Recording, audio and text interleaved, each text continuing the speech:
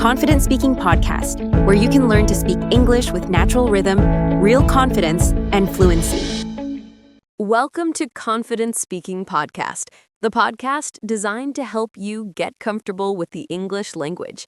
This is your dedicated listening practice to help you learn and improve in a natural, relaxed way.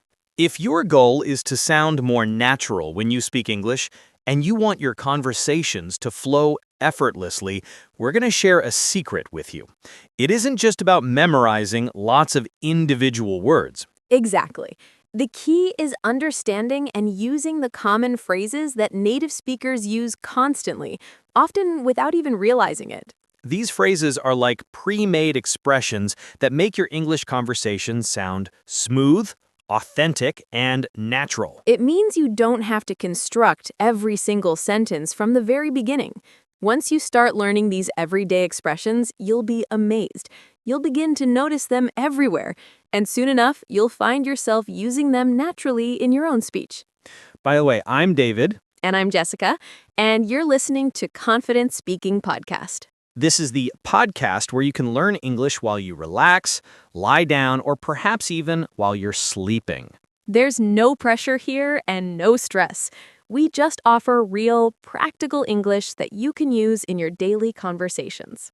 Today, we are excited to share a collection of everyday English phrases that you can begin using immediately. We'll break down what each phrase means, provide you with clear examples of how it's used, and we'll even practice them together. So find a comfortable spot, perhaps grab a cup of tea, and let's begin. All right, let's kick things off with a fun one. Spill the tea. Have you ever encountered this phrase before? Spill the tea. We certainly hear it all the time. If you take it literally, it just makes you think of an accident in the kitchen, doesn't it? Exactly. But this expression has nothing to do with dropping your beverage.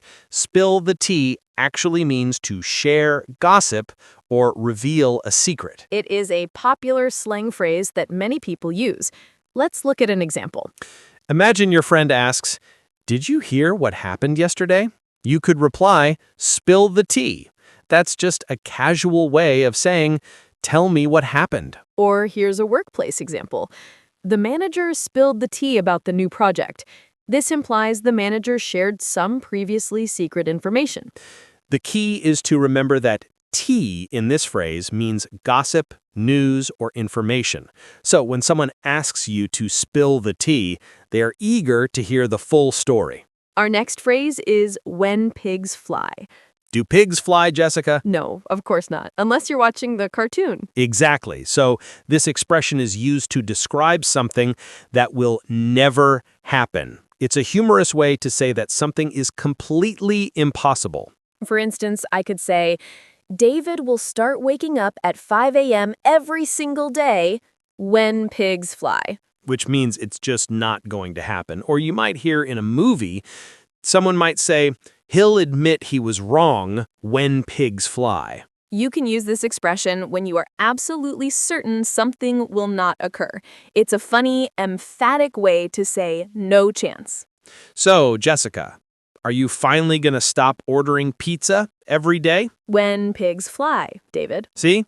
She's not giving up her pizza. All right, let's move to the next one. Get it over with. This phrase describes the action of doing something you are dreading or don't want to do, but you force yourself to do it simply to complete it and have it finished.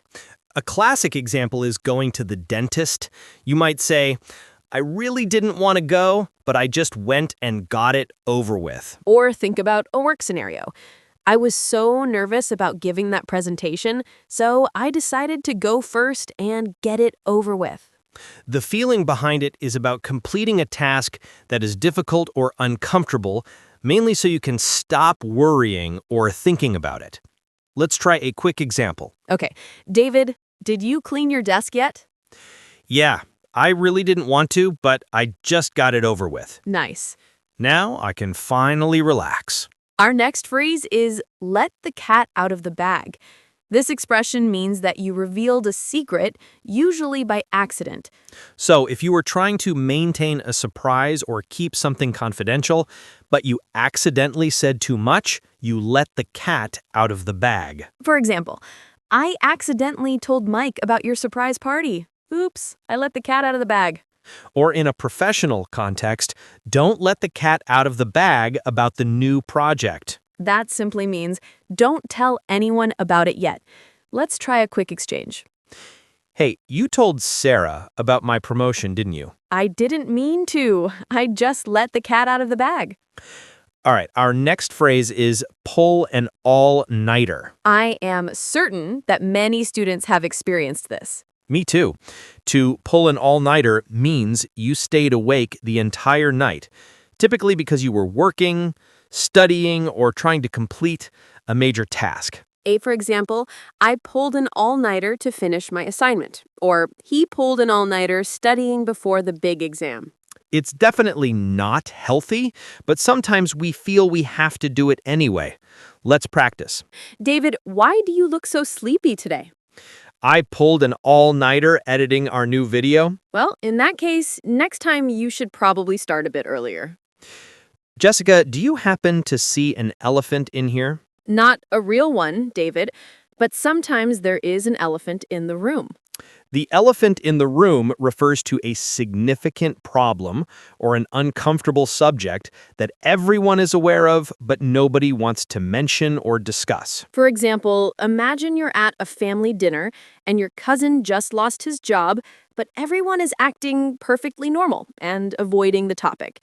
That awkward, tense silence, that is the elephant in the room. Or in an office, perhaps the entire team is unhappy about recent changes. That's the elephant in the room. You can use this phrase when a critical issue is being deliberately ignored. Let's try an example.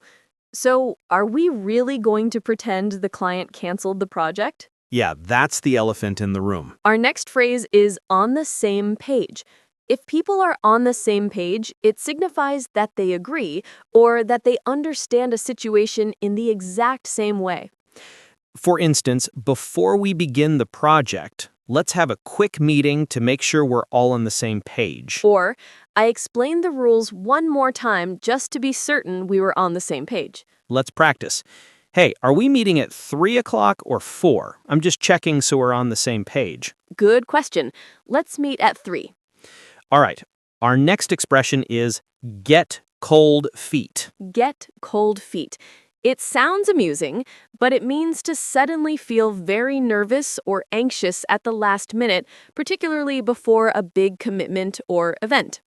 This could happen right before giving a speech, heading into an interview, or even before leaving for a big trip. You might say something like, I was excited about the presentation at first, but I got cold feet right before going on stage. Or he had planned to move abroad, but he got cold feet at the last second and canceled his plans. It doesn't mean you are a fearful person. It just describes that specific moment when you suddenly become overwhelmed with doubt or uncertainty. You can use this phrase to describe when nerves suddenly take over, even if you felt confident just moments before. Our next phrase is in hot water. If you are in hot water, it means you are in trouble, typically as a result of something you did wrong. For instance, if you forget your homework, your teacher might warn you, you're in hot water this time. Or he is in hot water with his boss because he missed the important meeting. So it's all about finding yourself in a difficult situation due to your actions. You use this phrase when someone is about to face negative consequences for what they've done. Let's move on. Our next phrase is out of the loop. Out of the loop. This describes the feeling when you don't have information that other people do. For example, if your friends organized weekend plans but forgot to tell you, you might say, I feel so out of the loop. It's a very common, casual way to say that you've missed some information or that you weren't included in a decision or conversation. Or in the office, I never received that email. Am I out of the loop again? You can use this phrase when you're feeling a bit left out. It's not usually meant in a dramatic way, just as an honest observation. So, David, how was your weekend? It was good. Did you get a chance to just chew the fat with anyone? I did, yes. And just to be very clear, this does not involve anyone literally eating fat. No. This phrase simply means to have a long, relaxed, casual conversation. It's like when friends get together and just talk for ages about anything and everything. For example, we stayed up late last night just chewing the fat about our childhood memories and other random stuff. Or after the formal meeting ended, we chewed the fat for a few minutes about our weekend plans.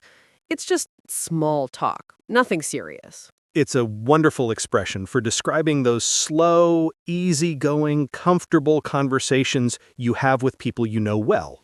Our next phrase is a wolf in sheep's clothing. I really appreciate this phrase. A wolf in sheep's clothing describes someone who pretends to be kind, friendly, or safe, but in reality, they are not. It originates from an old fable about a wolf that disguised itself in a sheep's skin to deceive the other sheep. You might describe a coworker who always acts nice to you, but then blames you for mistakes behind your back. That person is a wolf in sheep's clothing. Or that email message looked like it was from my bank, but it was a wolf in sheep's clothing. It was actually a scam. This phrase is very useful for describing situations where someone is hiding their true and often negative intentions. Next up, burning bridges. Burning bridges means to end a relationship or an opportunity in such a negative or final way that you cannot fix it or go back later. For instance, if you quit a job by shouting at your boss on the way out, you have definitely burned that bridge. You probably can't ever ask for a reference or return to that company. Or she burned bridges with her best friend by sharing their private messages. The trust is now gone and the relationship is likely over. It's typically used when someone acts impulsively or without thinking, causing permanent damage to something important. Moving on, let's talk about rule of thumb. A rule of thumb is a general guideline or a simple principle that works in most situations. It's a phrase used for sharing practical tips. It's perfect for when you want to give someone helpful advice without making it sound like a strict, inflexible law. For example, a good rule of thumb is to try and save at least 10% of your income each month. Or, as a rule of thumb, I try not to drink any coffee after 4 p.m. It's not a strict regulation, just a piece of advice that is generally effective. Okay, our next phrase is sharp as a tack. Sharp as a tack. This expression means someone is very intelligent, very smart, or extremely quick to understand new things. For example, my young nephew is sharp as a tack. He was able to finish that difficult puzzle in just a few minutes. Or, the new intern is sharp as a tack. She picks up new procedures really fast. It's a very friendly and common compliment. You can use it when you notice someone is clever, quick-witted, or just really good at thinking on their feet. So, Jessica, what are your plans for the weekend? I'm not sure yet. I think I'll just play it by ear. This phrase, play it by ear, means to decide what to do as you go along, rather than making a fixed or strict plan in advance. You wait to see how things develop. For example, we don't need to plan every single detail of the trip. Let's just play it by ear when we get there. Or in a meeting, the client's schedule changed, so we're just playing it by ear today. Next, we have get your foot in the door. To get your foot in the door means to secure a small, initial opportunity that could potentially lead to something much bigger or better in the future. A great example is applying for an internship, not because it's your dream job, but just to get your foot in the door at your dream company. It's not the ultimate goal, but it's a very smart first step. It's like using your foot to hold a door open. Once the door is open, you have the chance to go further inside. And what about hit the ground running? Hit the ground running means to start a new activity or project very quickly, confidently, and with a lot of energy from the very beginning. For instance, she hit the ground running on her first day at the new job and had already finished 3 tasks before lunch. Or when you move to a new city, we hit the ground running, exploring the neighborhood and meeting people on our very first day. This next phrase is a very comforting one. Light at the end of the tunnel. Light at the end of the tunnel means that you can finally see an end to a very difficult or stressful period. You can see that things are about to get better. Imagine working on a long, incredibly stressful project. When you're finally close to finishing, you can see the light at the end of the tunnel. Or perhaps when recovering from an illness. I've been sick for weeks, but I'm finally starting to feel better. There's light at the end of the tunnel. It's a phrase often used to give people hope during a hard time. Our next phrase is mind your own business. This expression means don't get involved in matters that are not about you. It's a direct way to tell someone that a topic is not their concern. For example, I asked her about the argument she had with her best friend, and she told me to mind my own business. Or at work, he is always commenting on what other people are doing. He really should learn to mind his own business. It's a phrase that reminds people to respect the privacy and space of others. Jessica, do you ever feel so tense that you just need to blow off steam? Oh, all the time.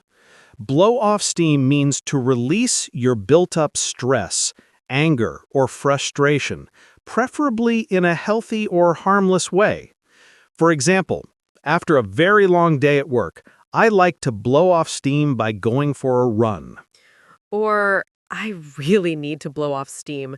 Do you want to grab a coffee and just vent for a little while? It's all about finding a way to release that stress so it doesn't pile up. Our next phrase is, Rome wasn't built in a day. This phrase is such a good reminder. Yes, it means that achieving big goals or creating great things takes time, patience, and effort. Progress is rarely instant. Think about learning English. You won't become completely fluent overnight. Rome wasn't built in a day. It's the same for improving your fitness, learning a new instrument, or mastering any skill. It requires patience. In short, Rome wasn't built in a day is a reminder that progress takes time. Next, we have a more dramatic one. Go down in flames. This phrase means to fail spectacularly, badly, and often very publicly, especially after having high hopes for success. It really paints a vivid picture, doesn't it? It describes a failure that is loud, noticeable, and often disastrous. For example, they launched their new app with a huge marketing campaign, but it was full of bugs and went down in flames. Or the team made it all the way to the finals, but in the last game, they totally went down in flames. Next up, we have walk on eggshells. Have you ever been in a situation where you feel like one wrong word or move will make someone upset or angry? That is walking on eggshells. It means being extremely careful and cautious with your words and actions, specifically to avoid upsetting someone who is very moody, sensitive, or easily angered. For example, ever since their argument, I've been walking on eggshells around him. Or, everyone at the office has been walking on eggshells since the new manager started. It's all about that feeling of being extra careful to avoid triggering a negative reaction. Can you believe we've already covered 24 phrases and made it to number 25? Time flies when you're having fun, right? Time flies when you're having fun. This classic phrase means that enjoyable moments always seem to pass very quickly. For example, we talked for hours, but it only felt like a few minutes. Or during a trip, the vacation ended way too soon. Time really flew. Let's talk about go with the flow. Ah, yes, go with the flow. I love this one because it's all about being flexible and easygoing. Exactly. It means to relax and adapt to whatever is happening instead of trying to control every detail or resist changes. It's about being flexible and just accepting things as they come. So if our plans for the day suddenly change, instead of getting stressed out, you just go with the flow and try to make the best of the new situation. That's a perfect example. If your friends suggest a different restaurant than the one you planned, you could just say, "Oh, I don't really mind. I'll just go with the flow." It shows you're easygoing. Or if you're traveling and something unexpected occurs, like a train delay, you might say, well, it's a bit of a delay, but we'll just go with the flow and enjoy the extra time here. Let's try it together in a quick conversation. Hey, David, our plan to go hiking got canceled because of the rain. What do you want to do instead? Oh, no. Well, no worries, Jessica. I'm feeling pretty relaxed today, so I'll just go with the flow. What do you suggest we do? See how natural that sounds? Go with the flow. It's a fantastic phrase to show you're adaptable and easygoing. Let's move to our next phrase, which is a very strong one for saying definitely not or not at all. It's by no means. By no means is a very firm and formal way to express strong disagreement or a strong denial. It's much more powerful than just saying no. That's right. You use it when you want to make it absolutely clear that something is not true or is not possible under any circumstances. So, if someone asks, "Are you finished with that extremely difficult project?" you could firmly reply, "By no means. I still had hours of work left." Or if someone suggests that you're upset about a situation, you could respond, "By no means. I'm actually feeling very positive about it." Let's practice. David, did you manage to get any sleep last night with all that noise outside? By no means, Jessica. It was impossible to sleep. So remember, by no means translates to definitely not or absolutely not. Our next phrase is out of the blue. Out of the blue. This phrase perfectly describes something that happens completely unexpectedly or suddenly without any warning at all. It's like something just appears without any prior indication, so it's used for a surprise event or a very sudden occurrence. Precisely. It means something happened without any previous signs or hints. It's like a sudden surprise that comes from nowhere.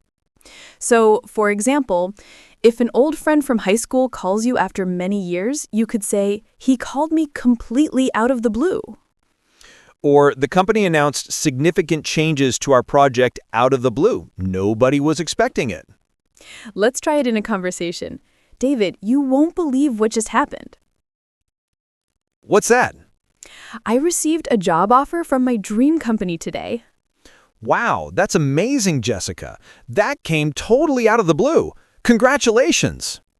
So, out of the blue means suddenly and unexpectedly. Okay, our next phrase is on second thought. On second thought is a phrase we use when we have just changed our mind about something we just said or were considering.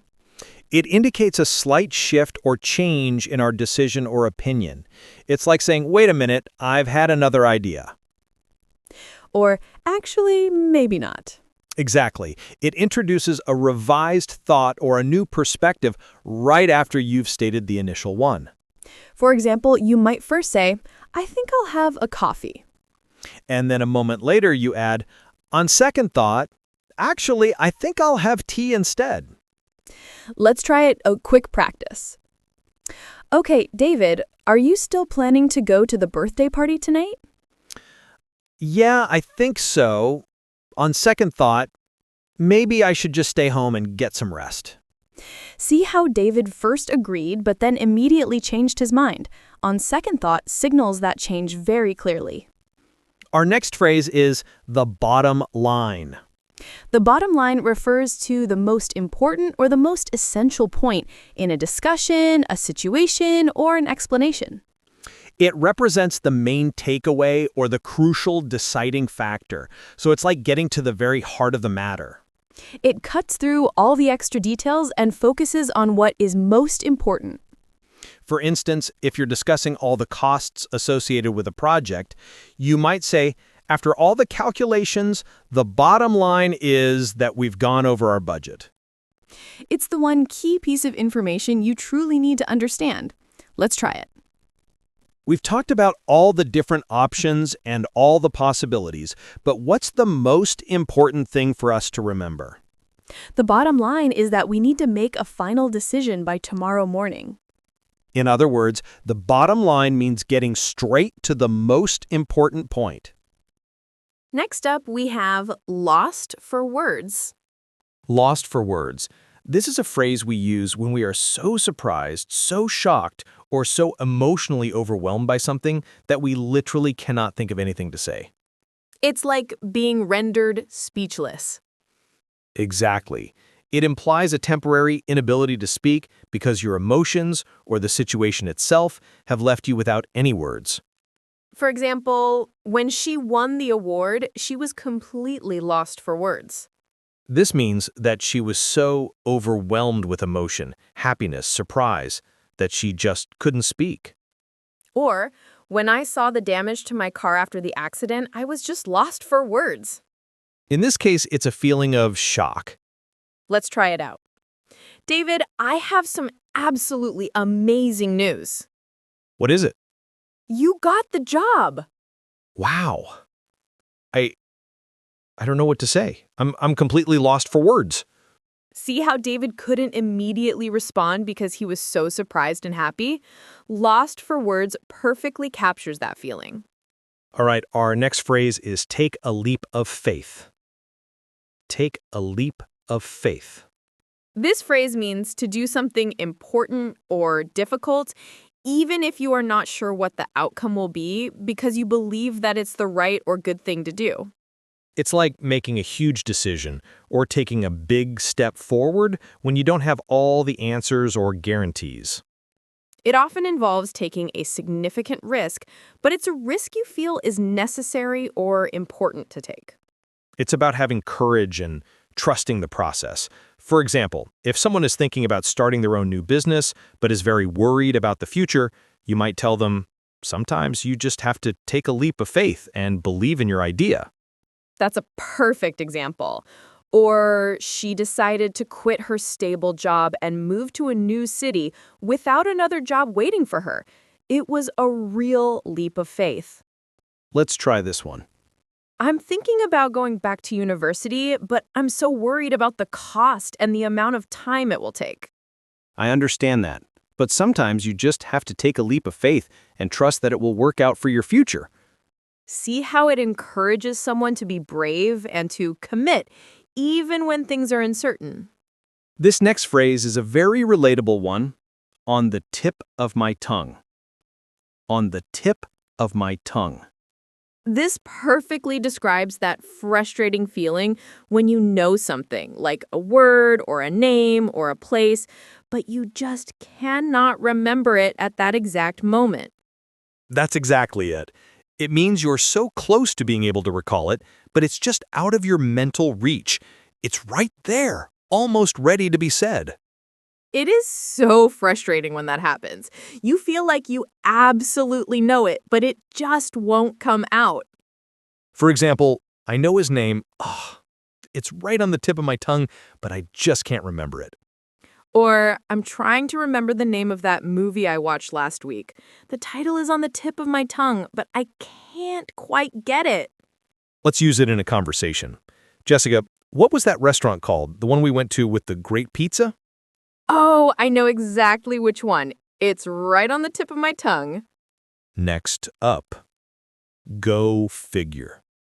Go figure is a very casual and informal phrase we use when we're talking about something that is surprising, puzzling, or perhaps a bit ironic. It's like saying, isn't that strange? Or, can you believe that? So it's often used when something happens that doesn't quite make sense or is just very unexpected. Exactly. It expresses a feeling of mild surprise or sometimes a bit of resignation to something that seems odd. You use it when something seems illogical or just hard to explain. For instance, I studied all night for the exam, but I still got a low score. My friend didn't study at all and got an A. Go figure. That is a classic example. It's used when something seems unfair or just plain weird. Let's try it. Jessica, the new park opened and it's already full of people, even though it's raining outside. Really? It's raining and everyone is still there? Go figure. Next, we have clear the air. This phrase, clear the air, means to resolve a disagreement or a misunderstanding with someone by talking about it openly and honestly. It's about getting rid of those bad feelings or the tension that is built up in a relationship. It's like when there's a cloudy, tense atmosphere between people and you want to talk it out to make it sunny and clear again. That's a perfect image, Jessica. You use it when there's some tension or an unresolved issue that needs to be discussed so that everyone can feel better and move forward. For example, Sarah and Jessica had a big disagreement, but they finally decided to meet up and clear the air so they could be friends again. Or, there was a lot of gossip happening at work, so the manager called a meeting to clear the air and address everyone's concerns directly. Let's try it. David, I feel like there's been some misunderstanding between you and your friend lately. I feel it too. Maybe we should sit down later today and clear the air. Our next phrase is, what's the catch? What's the catch? This is a question you ask when something seems too good to be true, and you suspect there might be a hidden problem, a negative condition, or some kind of trick. Yes, it implies suspicion or caution. When an offer sounds incredibly easy or beneficial, you automatically start to wonder if there's a hidden disadvantage. So if someone offers you a completely free vacation, your first thought might be, wow, this sounds amazing, but what's the catch? Exactly. You're looking for the hidden cost or the tricky part that they're not telling you. Or if a new product promises to give you incredible results with absolutely no effort, you would probably ask, what's the catch? It's all about looking for the small print, the part of the deal that isn't immediately obvious. Let's use it in a conversation. Jessica, I found a new English course online, and it's completely free, and it promises I'll be fluent in just 1 month. That sounds amazing, David. But what's the catch? Is it really that simple? What's the catch is your way of saying, I'm a little bit suspicious, please tell me the hidden truth. Next up, jump to conclusions. Jump to conclusions. This phrase means to make a decision or a judgment about something very quickly without having all the facts or possessing enough information. It's like assuming something is true far too soon. So it's like quickly deciding something without thinking it through properly or waiting to get all the details. You use it when someone forms an opinion or makes a judgment too fast, and that judgment is often incorrect precisely because they haven't considered all the facts. For example, don't jump to conclusions just because he didn't call you back immediately. Maybe his phone battery died. Or, she saw them talking in the corner and immediately jumped to the conclusion that they were planning something against her when they were actually just discussing work. It serves as a warning against making quick, informed judgments. Let's try it out. Jessica, I just saw Sarah packing a big suitcase at her desk, so she must be leaving the company. Whoa, David, don't jump to conclusions. Maybe she's just going on a business trip or taking a short vacation. All right, next phrase. Get a load of this. Get a load of this is a very casual and informal phrase we use when we want to get someone's attention because we're about to share something surprising, very interesting, or maybe even unbelievable. It's like saying, listen to this, or check this out. So you use it to introduce a piece of information that is noteworthy or unexpected, something you're about to tell someone. Exactly. It's a way to prepare someone for a piece of news or information that you think might be a bit shocking or very amusing. For example, I was walking home today and get a load of this. A cat was riding on the back of a dog. That's a great example. Or, you won't believe what happened at work today. Get a load of this. They completely changed the meeting schedule at the very last minute. It's a fun, energetic way to start a story or share something surprising. Let's practice it. Jessica, you are not going to believe what I just read in the news. Oh, get a load of this then. Tell me what happened. Our next phrase is, you live and learn. You live and learn is a phrase you say after you've made a mistake or experienced something new, and as a result, you've gained a new knowledge or understanding from it. It acknowledges that making mistakes is a natural and necessary part of the learning process in life. Yes, it implies that you've learned a valuable lesson from an experience, often one that was expected or perhaps a bit difficult. So it's about realizing something new after an experience, specifically after doing something wrong. For instance, I tried to fix the computer myself, but I only made it worse. Oh well, you live and learn. Or, I thought I knew everything about that topic, but after today's lesson, I realized there's so much more to know. You live and learn. Let's use it in a conversation. I bought that new phone without reading any of the reviews, and it's terrible. Oh no. Well, you live and learned, right? Next time, you'll definitely check the reviews first. Right. Next, we have, it's not rocket science. It's not rocket science. This is a very common phrase we use to say that something is not very difficult or complicated to understand or to do. It means it's actually much simpler than it might appear. It's a way of saying this isn't as hard as it looks, or anyone can understand this, right? You use it to emphasize that a task or concept is straightforward, especially if someone is making it sound more complex than it really is. For example, learning to ride a bicycle for the first time might seem tricky, but honestly, it's not rocket science once you get the hang of it. Or, just follow these simple instructions for cooking the pasta. It's not rocket science. Anyone can do it.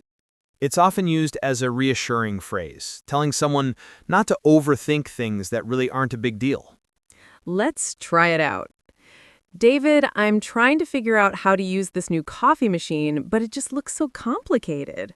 Oh, don't worry, Jessica. Just follow the steps in the manual. It's not rocket science once you read the instructions. Okay, let's head to our following phrase. Don't sweat it. Don't sweat it is a very casual and friendly phrase that simply means don't worry about it or don't get stressed about it. You use it to tell someone not to worry about something, especially if it's a small problem or a minor mistake. Use it to tell someone to relax and not to overthink things that really aren't a big deal. It's a reassuring phrase that lets someone know that a situation isn't as serious as they might be thinking, or that you are not bothered by something they've done. For example, if someone apologizes for being a few minutes late to a casual meeting, you might say, "Oh, don't sweat it, Jessica. You're perfectly on time." Or if you accidentally spill a little water, your friend might say, "Don't sweat it. It's just water. It'll dry." It's a great phrase for everyday reassurance. Let's try it.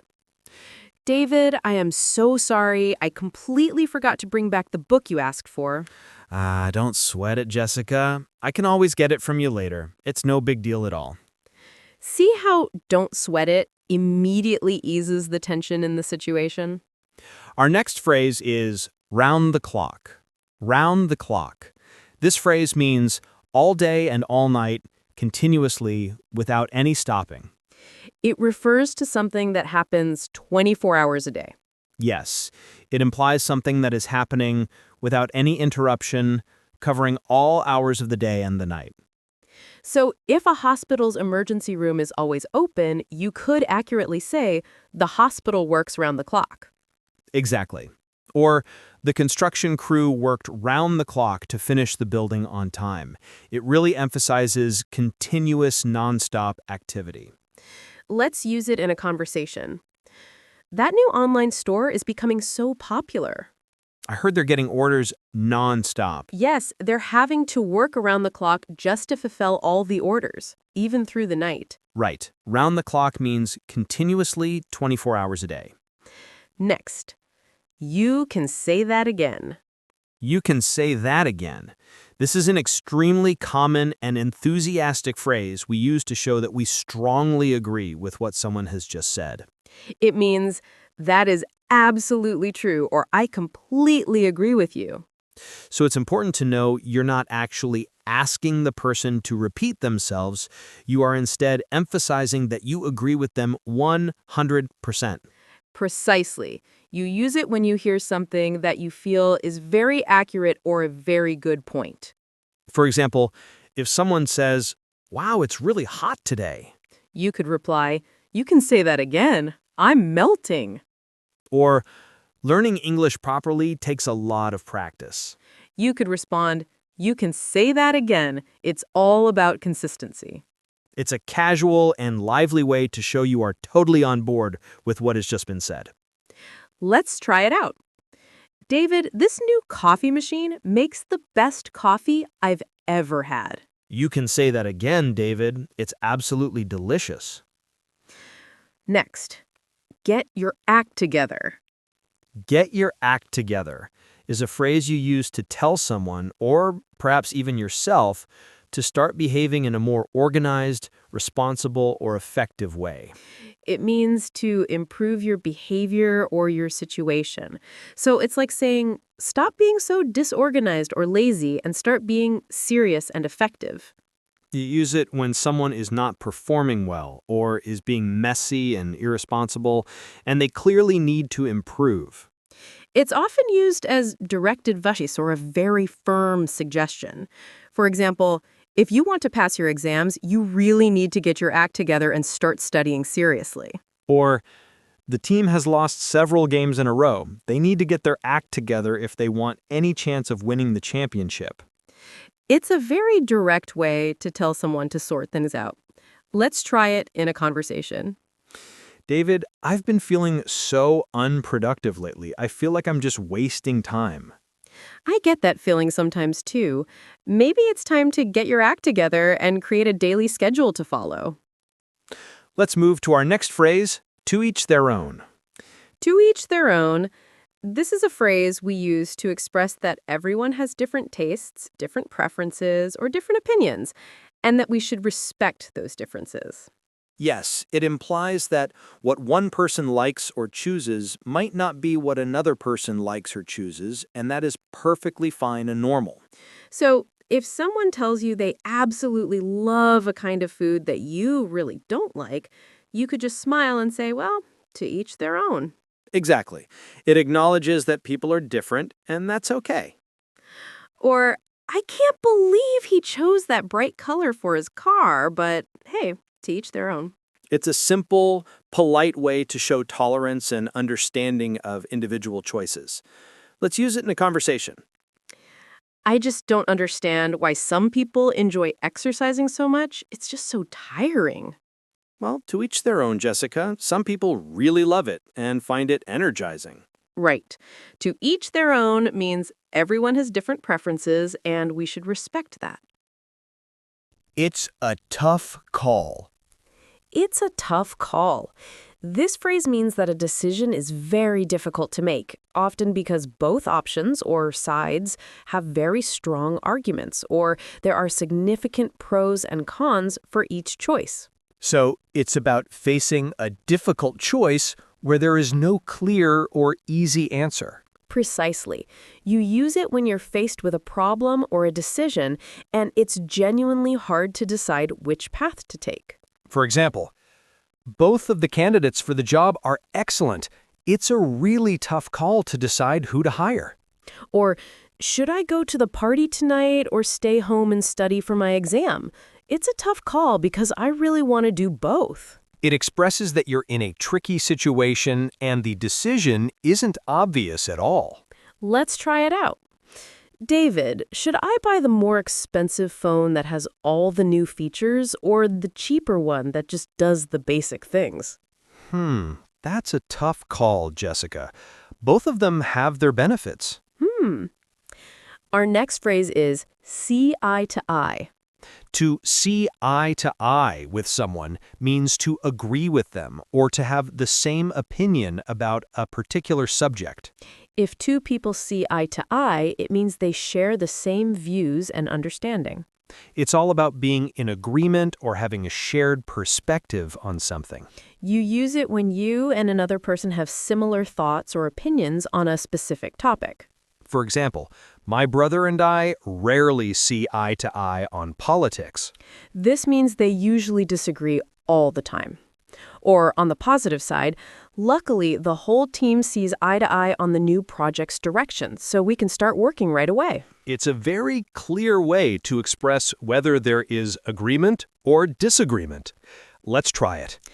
David, do you think we should try that new cafe down the street for lunch? Yes, we definitely see eye to eye on that. I've been wanting to try it all week. Next phrase is the pros and cons. The pros and cons is a very common phrase we use when we are talking about the advantages and the disadvantages of something.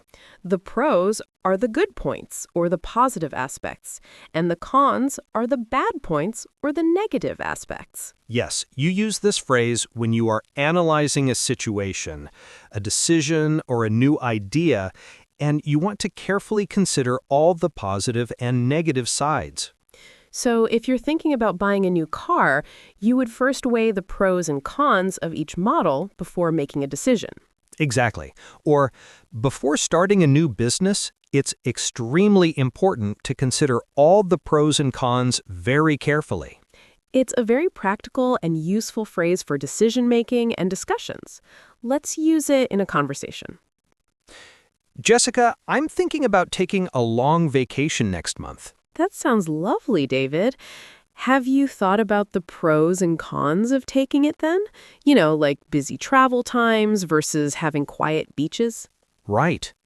Next phrase, long story short. Long story short is a super useful phrase we use when we want to summarize a very long story or a complicated explanation very briefly. It means you're getting straight to the main point or the final conclusion. So it's just like saying, to make a long story short, or in a nutshell. You use it when there are a lot of details or a series of events that led up to something, but you just want to share the main outcome or the key piece of information quickly. For example, I had a lot of trouble getting to the airport this morning. Traffic was terrible, my taxi was late, but long story short, I made my flight just in time. Or, I spent hours trying to fix my computer, but long story short, I ended up having to buy a new one. It's a great way to save time and get directly to the point in a conversation. Let's try it out. Jessica, what happened with that complicated meeting you had yesterday? Well, it was a really long discussion with many different opinions, but long story short, we finally reached an agreement. Okay, what do we have next? Call it even. Call it even means to agree that no one owes anything to the other person, usually after a small debt has been paid or a favor has been returned. It's about balancing things out so that neither person has an advantage or a disadvantage over the other. So it's like saying, now we are equal, no one owes anyone anything. You use it to settle a small balance. For example, if you bought me coffee yesterday and I buy you coffee today, we might say, okay, let's call it even. Or, you helped me move furniture last week and I just helped you with your garden. Let's call it even. It's a very friendly and casual way to balance out small favors or minor debts. Let's try it. David, I still owe you $5 from yesterday. Oh, don't worry about it, Jessica. You bought me lunch last week. Let's just call it even. See how it easily resolves a small outstanding debt or favor? Next we have don't get me wrong. Don't get me wrong is a very important phrase we use when we want to make sure someone doesn't misunderstand what we're about to say, especially if our statement might sound negative or critical.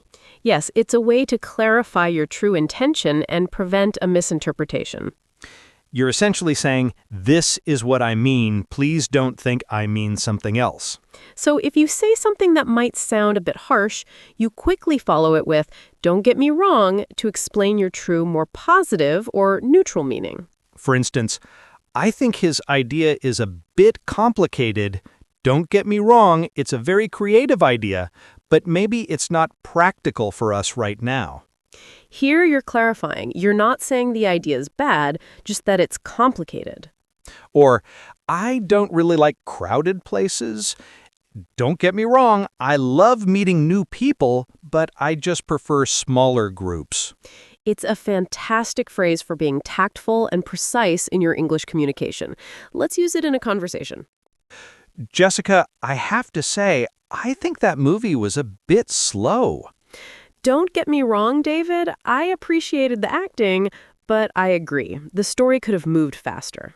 See how don't get me wrong helps prevent the other person from thinking you totally disliked the movie? Our next phrase is read you loud and clear. Read you loud and clear. This phrase means I understand you perfectly, or I have heard and understood your message very, very clearly. So it's a strong way to confirm that you have understood. You use it when someone has explained something important, and you want to assure them that you have received the message completely and accurately. For example, if your boss gives you very detailed instructions for a task, you could say, "Okay, I read you loud and clear. I'll get it done." Or my friend told me not to be late for the meeting, and I said, "Don't worry. I read you loud and clear." Let's try it out. Jessica, please remember the deadline for this report is absolutely tomorrow. There will be no extensions. Got it, David. I read you loud and clear. The report will be ready. Our next phrase is make ends meet. Make ends meet. This phrase means to earn just enough money to be able to cover your basic living expenses, like rent, food, and bills, without getting into debt. It's about having just enough income to survive financially. So it often implies a bit of a financial struggle, or at least a situation where money is tight. You use it when someone is talking about managing their finances very carefully just to cover all their necessities. For example, it's becoming harder for many families to make ends meet with the rising cost of living. Or after losing her job, she really struggled to make ends meet until she found a new one. It's a very common phrase in conversations about personal budgets and financial challenges. Let's try it. David, how are you finding things since you started your new part-time job? It's okay, Jessica, but it's still a bit tough to make ends meet every month. Now, we have you win some, you lose some. You win some, you lose some. This is a phrase we use to accept the fact that life has both successes and failures, and you simply can't win every single time.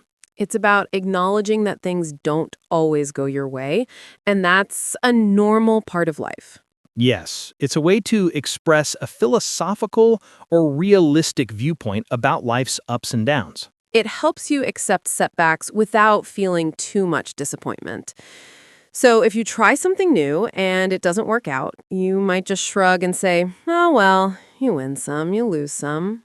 It's a great phrase for showing resilience and maintaining a healthy perspective. For example, "I really wanted that promotion, but I didn't get it this time." Oh, well, you win some, you lose some. Let's use it in a conversation. David, I spent hours preparing for that presentation, and it just didn't go as well as I had hoped. I know that feeling. But hey, you win some, you lose some. The important thing is that you tried your best. Right. Now we are at our final phrase for today, which is keep me posted. Keep me posted is a very common and useful phrase that means keep me updated or please inform me regularly about the situation or its progress. It's about asking someone to continue sharing news or any new developments with you as they happen. You use it when you want to receive ongoing information about something. You can use it when you're interested in the outcome of a situation and you want to know what happens next. For example, I'm waiting to hear back about my job application. My friend told me, keep me posted on any news. Or, they're still discussing the new project details. Our manager asked us to keep him posted on any decisions. It's a simple, friendly way to ask for updates. Let's try it out. Jessica, are you still planning to organize that charity event next month? Yes, we're definitely making progress. I'll keep you posted on the details as they all come together. And that's it. That brings us to the end of our episode. Everyday English phrases to use in conversation. We have explored so many useful, common expressions today, phrases that can truly make your English conversations flow more naturally and help you speak more confidently. So, which of these phrases was your personal favorite? Or do you have a new one that you're excited to try out in your daily use? We would absolutely love to hear from you. Please share your thoughts with us in the comments below. For more practical English listening practice, new everyday English phrases, and other exciting ways to boost your English communication skills, make sure you subscribe to Confident Speaking Podcast wherever you listen to your podcasts. Thank you so much for letting us be a part of your English learning journey. Keep practicing, keep improving, and take care, everyone. Thanks for tuning in to Confident Speaking Podcast. Don't forget to like, share, subscribe to Master English Fluency.